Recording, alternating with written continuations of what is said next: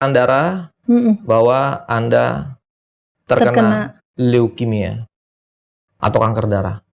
Wah, itu udah seperti disambar geledek tuh, gitu kan. Vonis mati itu tuh biasanya, ya. Sahabat Crosstalk, bersama saya Grace Kusno dalam Bincang-Bincang Crosstalk.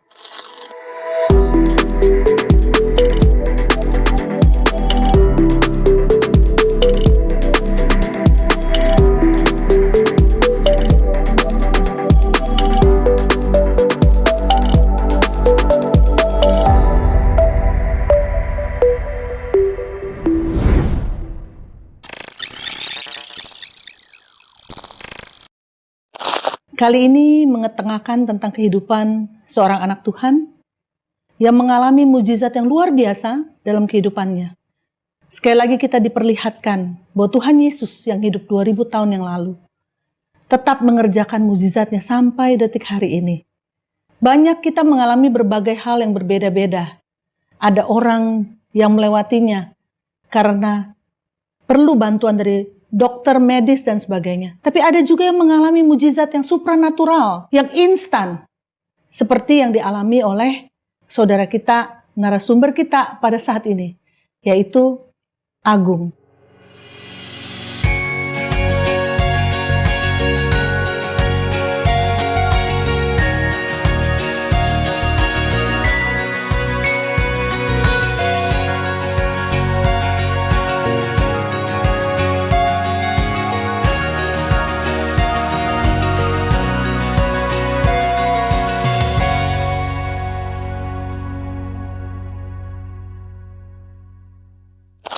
Bro Agung, thank you ya, udah mau datang ya. Nah, untuk waktu yang diberikan. Ya, Bro Agung luar biasa, sekarang ini kelihatannya memang sepenuh waktu untuk melayani Tuhan. Di kemanapun Tuhan suruh ya. Udah gak kerja lagi di PT, gak kerja lagi untuk hal-hal yang lebih marketplace, sudah mungkin tidak ya. Oke, baik. Bro Agung nih kisahnya inspiratif. Kita khususnya ya, kita mungkin saat ini bicara lebih banyak mengenai sakit penyakit yang pernah dialami. Katanya ini Bro Agung ini mati tapi hidup lagi. Nah, itu yang jarang terjadi itu ya. Oke. Nah, gimana Bro? Kita mulai mungkin dari ini ya, kehidupannya Bro Agung tuh dari kecil sudah kenal Tuhan atau bagaimana? Jadi dari kecil sebenarnya sudah kenal Tuhan. Karena kan orang tua juga Kristen gitu.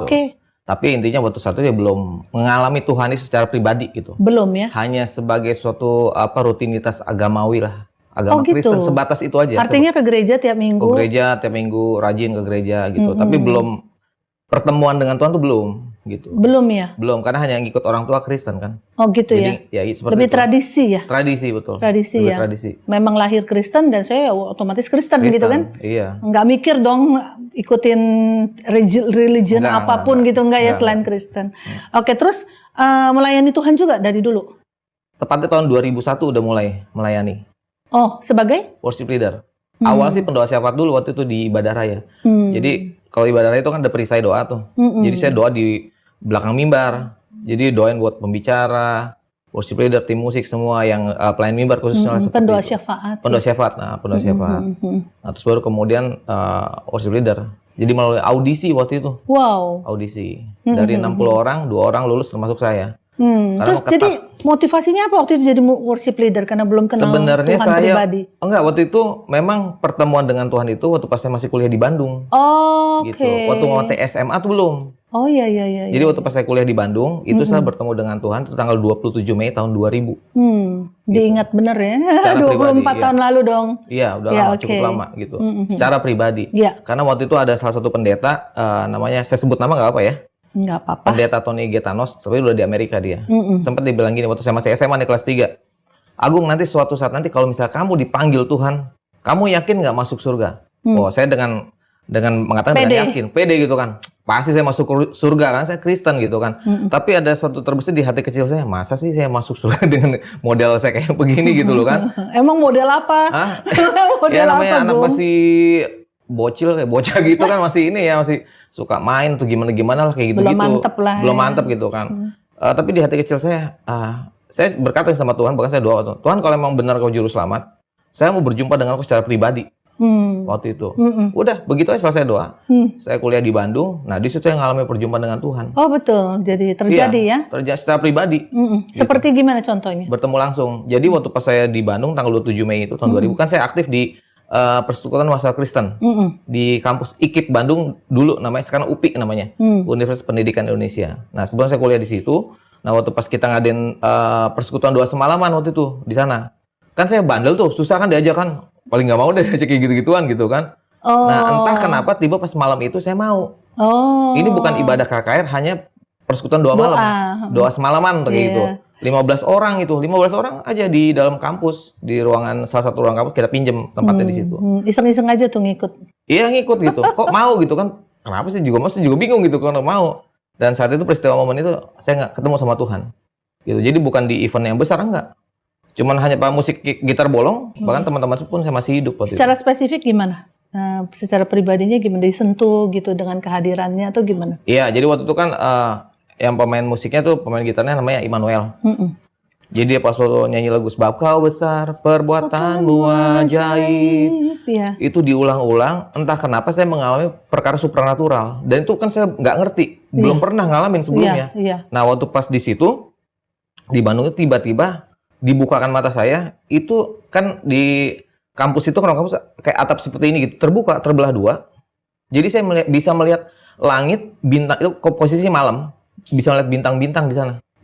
Nah waktu pas terbelah dua gitu, dalam penglihatan itu ya, kata teman-teman saya melihat saya tuh nangis, gitu nangis. Tapi yang saya rasa tuh seneng banget tuh, happy banget tuh, seneng deh pokoknya gitu. Nah, terus tiba-tiba dari langit itu muncul cahaya putih, terang. Nah itu nanti ada sambungannya yang apa yang saya alami di 2022. Cahaya putih terang itu, tiba-tiba ada cahaya putih itu terang itu muncul 4 makhluk, besar-besar, tinggi besar, pakai jubah putih.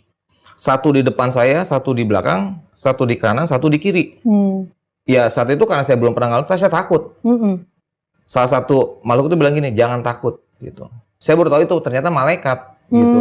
Tadi saya nggak tahu kan. Dibawalah saya naik ke langit sama 4 malaikat ini. Dibawalah saya di satu ruangan. Kalau di Alkitab, di Kitab Wahyu itu ada yang 24 tahta itu. Ada tahta besar nanti di mana Kristus di situ akan duduk, dan 24 tua-tua ya kalau di situ, itu menggambarkan pujian penyembahan. Di tengahnya itu ada tabut perjanjian, itu dijaga sama makhluk kerubim kalau di Alkitab, di Kitab Wahyu. Waktu saya ditaruh di sana, itu semuanya kosong, nggak ada siapa-siapa. Makhluk kerubim yang nggak ada, tabut perjanjian nggak ada, hanya 24 tahta kosong sama tahta besar nanti Kristus ada di situ. Dan itu lantainya bagus sekali, marmer. Beda, bukan seperti kayak marmer yang di bumi. Gitu. Saya dibawa ke situ. Waktu saya lihat, saya dijatuhkan sama malaikat di dalam ruangan itu tubuh saya itu hitam seperti ini, hitam dari ujung rambut sampai ujung kaki hitam, dan posisinya saya tidak bisa berdiri, hanya rata dengan marmer, tidak bisa wajah itu menengadah, itu nggak bisa, seperti kayak ada yang menekan saya sampai tuh benar nggak bisa berbuat apa-apa. Dan waktu saya lihat tangan saya gini hitam ini, saya tahu itu dosa. Kalau kita nggak percaya sama Tuhan itu dosa sebenarnya, gitu loh. Karena saya masih meragukan kan, gitu. Akhirnya diizinkan saya ngalamin itu. Sampai waktu pas di ruangan itu, tiba-tiba saya dengar langkah kaki dari depan tahta besar itu, seperti kayak ada gelombang kejut. Ini peristiwa ini nggak akan saya lupakan. Makanya saya ingat betul tanggal 27 Mei tahun 2000. Dan sangat mendetil. Detail gitu. Karena memang ada pesan yang Tuhan sampaikan saat itu di tanggal 27 Mei. Tahun 2000 itu ada benang merahnya dengan yang saya alami waktu pas Tuhan Yesus datang di ruang ICU tanggal 6 September 2022. Pesannya sama, intisarinya sama. Nah, jadi waktu pas Tuhan Yesus datang, saya nggak bisa lihat wajah Tuhan. Saya merasakan ada gelombang kejut, ada langkah semakin maju mendekat ke saya. Terus saya dengar suara selalu di telinga saya, Agung, anakku kemari. Saya bilang sama Tuhan, tidak Tuhan, saya tidak layak, saya orang berdosa. Agung, anakku kemari. Sampai 3 kali Tuhan Yesus bilang kayak gitu. Saya makin begini gitu, nggak berani saya gitu, nggak bisa deh pokoknya. Terus tiba-tiba langsung Tuhan rangkul saya. Tahu-tahu kok tiba-tiba ada di belakang saya dirangkul. Bayangin sih orang tertelungkup gitu dirangkul, saya merinding nih kalau cerita kayak gini. Dirangkul terus dia usap-usap kepala saya. Nah terus Tuhan Yesus bilang gini, ceritakan apa yang sudah kamu lihat kepada semua orang. Akulah Yesus, Tuhan Juru Selamat bagi seluruh dunia ini. Dibilang gitu. Dan itu suasananya tuh bener-bener tuh enak banget. Sampai saya bilang sama Tuhan, Tuhan, saya nggak mau balik, saya mau di sini aja. Terus Tuhan Yesus bilang, belum waktumu nak, kamu harus kembali. Dia selalu panggil saya tuh nak, selalu panggil saya tuh nak. Gitu. Seperti itu. Wow, itu pengalaman yang sangat tidak banyak orang yang mengalami ya, menurut saya ya. Betul-betul melihat cahaya putih terang seperti kejadian tanggal 27 Mei tahun 2000. Oke. Sama itu. Cahaya putih terang. Jadi ini tubuh saya dilingkupi cahaya putih. Cahaya putihnya tidak menyilaukan, tidak menyakitkan. Dan suasana tuh enak banget. Itu damai sejahtera, sukacita, ketenangan. Sama kayak dulu ya, tahun 2000. Perasaannya sama ya. Plong, happy. Iya. Cicilan lunas pokoknya. Walaupun masih ada, rasanya udah lunas aja lunas gitu ya. Kan? Terus juga kan sakit nih di tangan sini kan. Itu nggak sakit di sana. Benar kata firman Tuhan. Ketika kita di sana nggak ada kesakitan, nggak ada air mata, nggak ada, hilang semuanya. Dan itu hanya beberapa detik aja. Detik omongannya. Beberapa detik. Setengah 3 pagi 5 September 2022. Setengah 3 pagi. Karena saya persis terakhir itu ngelihat di jam digital setengah 3 pagi. 02.30. Nah, terus akhirnya saya dibawa balik tuh. Dibawa balik. Beda dengan tanggal 27 Mei tahun 2000 ya. Saya lebih panjang. Lebih panjang itu kan. Memang tuh kejadiannya waktu jam 8 malam sampai jam 5 pagi. Oke, jam 22 sampai 05 pagi. Dan itu posisinya, itu posisi sadar ya, bukan di rumah sakit. Di dalam ibadah gitu. Kalau yang tanggal 27 Mei tahun 2000. Nah, kalau yang ini kan, yang 5 September ini di ruang ICU, di RS Darmais. Dibawa balik, jam 7 pagi, saya duduk. Itu suster, dokter, security tahu. Saya bawa handphone, bawa charger handphone sama cover roll. Sampai suster pun bantuin ngecas handphone saya. Mungkin di pikiran mereka, biarin ini orang udah mau mati gitu. Tapi akhirnya melalui alat ini saya bersaksi. Gitu, nama Tuhan Yesus dimuliakan. Karena kamu rekam ya? Iya, saya rekam juga. Itu kalau ICU kan hurufnya I-C-U ya. Kalau kita eja pelan-pelan apa? I-C-U kan. Saya berjumpa dengan engkau. Makanya saya kadang suka joke sama teman-teman. Kalian mau cepat bertemu Tuhan, masuklah ruang ICU. Gitu loh. Iya, masuklah ruang ICU. Oke. Nah, terus? Udah, terus waktu pas, itu kan karena ada perintah yang Tuhan harus saya lakukan. Sampai detik ini, sampai sekarang, saya tuh dengar suara Tuhan. Banyak. Dimulai dari saat itu, kan recovery terus berjalan ya. Jadi saya melakukan tindakan pemeriksaan terakhir untuk leukemianya. Mungkin bisa akhir pembicaraan kita, bisa ceritakan atau beri tips menurut Bro Agung, kan ini Bro Agung masih muda lah, ya. Jalan hidup masih panjang. Sebenarnya kalau secara teori manusia lah ya, kita nggak tahu Tuhan panggil kita kapan. Bagaimana untuk tetap bisa konsisten di dalam panggilan penggenapan visi yang Tuhan sudah beri buat Bro Agung? Kan Tuhan sudah berikan mukjizat yang luar biasa lah. Mungkin bisa persentasenya tidak banyak anak Tuhan yang mengalami seperti Bro Agung alami ya. Ada yang leukemia belum tentu survive, ada yang survive tapi harus 5 tahun berobat misalnya. Ada yang dipanggil pulang Tuhan, ya kan? Nah, Bro Agung sekarang dikasih begitu banyak kemurahan Tuhan, dikasih second chance dalam hidup. Kira-kira gimana untuk bisa tetap berjaga-jaga agar tidak keluar daripada visi itu? Mungkin itu bisa juga menjadi sahabat Crosstalk bisa belajar dari situ ya. Kira-kira yang dilakukan apa sekarang Bro Agung supaya saya tidak melupakan kesempatan kedua yang Tuhan beri ini? Boleh silakan sampaikan kepada sahabat Crosstalk.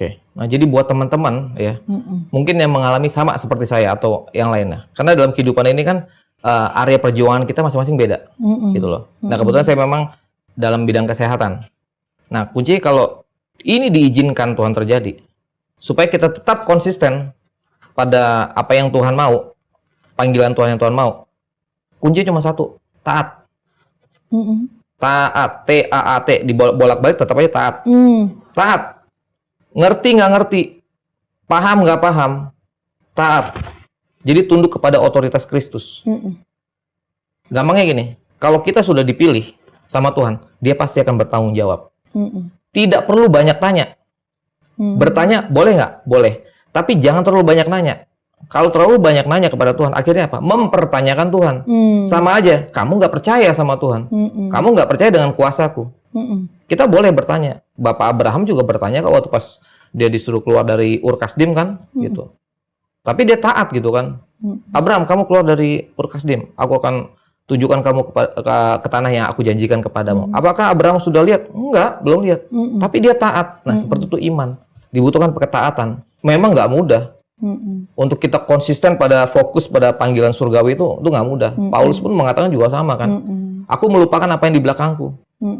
Ya kan? Aku tertuju pada panggilan surgawi yang sudah Tuhan tetapkan dalam hidup aku.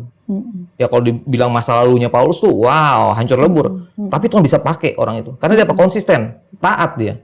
Fokusnya kepada Kristus, bukan kepada masalah, bukan kepada orang. Dia benar fokus kepada Kristus. Karena kalau Tuhan sudah tetapkan itu dalam hidup kita masing-masing, rencana Tuhan tuh harus jadi.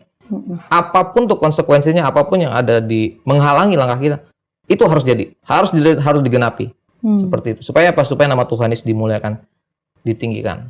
Karena masa depan itu sungguh ada dan harapanmu dalam Tuhan tuh nggak akan pernah hilang. Amin. Amin. Gitu. Oke. Ya.